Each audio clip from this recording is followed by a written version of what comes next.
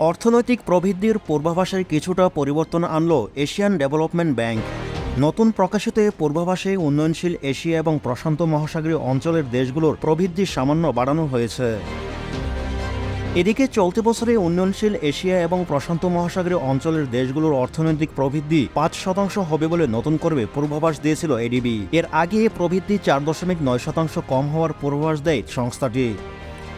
এছাড়া পরবর্তী বছরে এই অর্থনৈতিক প্রবৃদ্ধি আগের পূর্বাভাস অনুযায়ী 4.9% স্থির রাখা হয়েছে।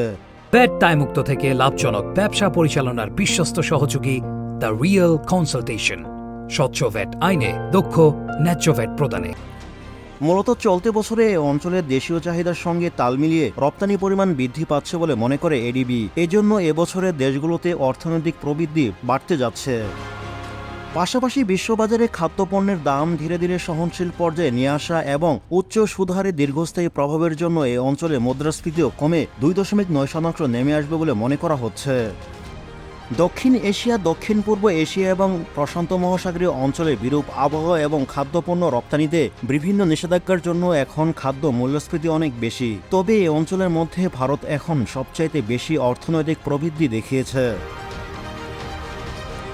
2024 অর্থ বছরের অপরিবর্তিত 7% অর্থনৈতিক প্রবৃদ্ধি বজায় রেখেছে দেশটি। এক্ষেত্রে ভারতের শিল্প খাত আরও শক্তিশালী হবে বলে ধারণা করছে সংস্থাটি। চলতি অর্থ বছরে ভারতের সর্বোচ্চ 7% পরে দ্বিতীয় সর্বোচ্চ হিসেবে বাংলাদেশের জিডিপি প্রবৃদ্ধির পূর্বাভাস দিয়েছিল এডিবি।